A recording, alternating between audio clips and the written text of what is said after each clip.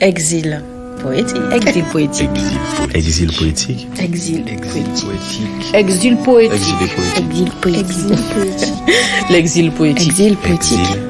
Exil poétique. Exil poétique. À 16 ans, si j'avais su que c'était ça partir, j'aurais fait en sorte que mes parents me gardent un peu plus longtemps auprès d'eux, dans ma Guyane natale. 16 ans après, la jeune fille devenue femme nous reçoit chez elle à Noisy-le-Sec, le cœur en Guyane. Je m'appelle Georgia Baumann, j'ai 31 ans et j'ai quitté la Guyane à l'âge de 16 ans pour faire mes études. Alors j'ai eu un bac scientifique, donc pour moi la suite logique était de faire médecine. Et comme à l'époque, il n'y avait pas d'école de médecine, enfin les premières années de médecine en Guyane, donc je suis partie à Montpellier pour mes études. La Guyane fait partie de la France et que ça me tient à cœur quand même de faire un peu la différence entre les deux. On fait partie de la France, mais si je parle du territoire métropolitain en tant que France, ça veut dire que je mets un peu de côté la Guyane. Ça fait bientôt 15 ans. J'ai passé la moitié de ma vie ici. Je n'avais pas en tête de retourner tout de suite en Guyane. Et j'ai eu un cursus assez long et assez compliqué. Je me suis pas mal cherchée. Donc j'ai fait pas mal d'années d'études. J'ai changé à plusieurs reprises de cursus. C'est pour cette raison que j'ai passé, on va dire, la moitié de ma vie ici. Tout est connecté, on s'appelle, WhatsApp, Facebook. Tout est fait aujourd'hui pour qu'on garde le contact avec la Guyane. Qu'on ait ce lien en fait avec la famille, avec les amis qui sont là-bas. Et c'est quotidien, donc je ressens pas, on va dire, le manque. Et puis il y avait MSN à l'époque. Il y a toujours eu un moyen de garder le lien avec la Guyane. Ça faisait 4 ans que j'étais pas rentrée parce que mes parents viennent chaque année, donc je ressens pas vraiment la nécessité de rentrer chaque année. Je les vois régulièrement, mais là c'est vrai que ça faisait 4 ans que j'étais pas rentrée et je suis rentrée un mois. Et ce séjour m'a permis vraiment de me rendre compte que j'étais nostalgique et que j'avais envie en fait et que j'avais ce besoin de revenir un peu aux sources. J'ai souvent mes parents au téléphone qui me disent un peu ce qui se passe, donc c'est vrai que de moi-même je vais pas au quotidien me renseigner et m'intéresser, on va dire, à l'actualité en Guyane. Un endroit qui me manque, la petite maison dans laquelle on habitait à Wala, parce qu'on habitait avec mes parents en bord de plage, à côté d'une petite église, et j'ai grandi là-bas. Awala, c'est dans l'ouest, tout en haut, la petite pointe, juste avant Yalimapo. Donc c'est un village amérindien, et j'ai grandi là-bas, et c'est vraiment le lieu qui me manque.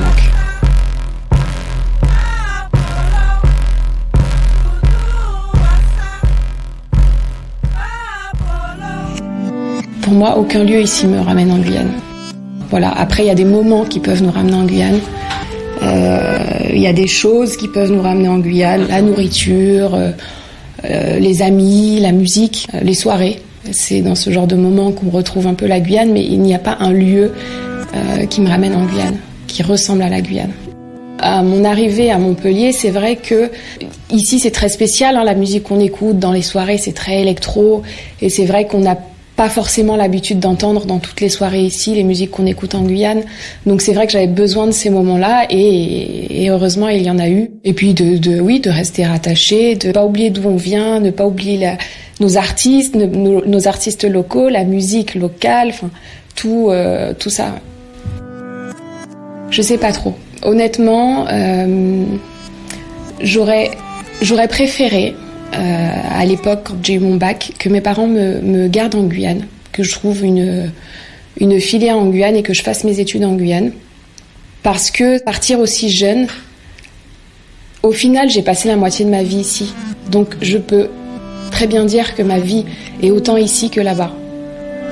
Donc parler d'exil, je ne sais pas.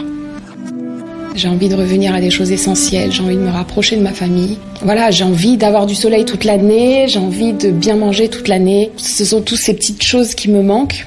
Mais en même temps, je suis un peu mitigée dans le sens où j'ai pas mal de, je vais pas dire des a priori, mais la mentalité au pays, on manque un peu d'ouverture d'esprit.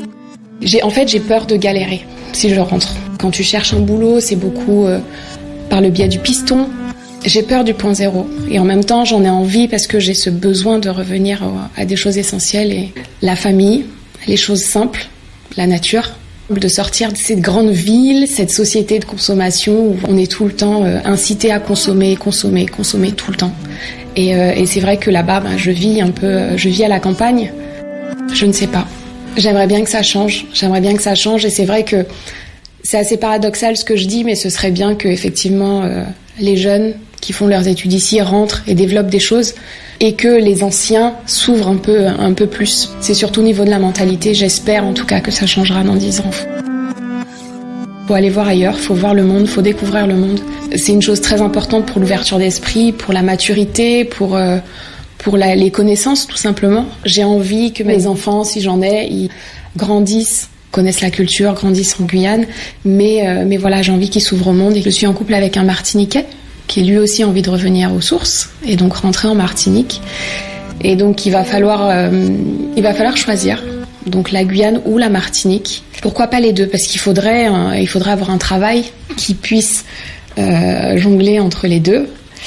Et puis après, même si on décide de s'installer en Martinique, les billets d'avion sont très chers entre les Antilles et la Guyane. Donc faire des allers-retours, c'est pas non plus évident. Et si lui part en Martinique et moi en Guyane, que va devenir notre relation, je ne sais pas. Un Guyanais à Paris. Les Guyanais restent beaucoup entre eux. C'est peut-être cette peur de s'ouvrir aux autres, mais c'est aussi ce besoin de rester un peu proche de ses racines et de sa culture. J'écoute beaucoup de reggae, j'ai toujours écouté du reggae en Guyane, un peu de zouk, et puis des artistes surtout qui nous ramènent et qu'on entend beaucoup. Jaya Naikin, Gifta, que j'écoute beaucoup aussi.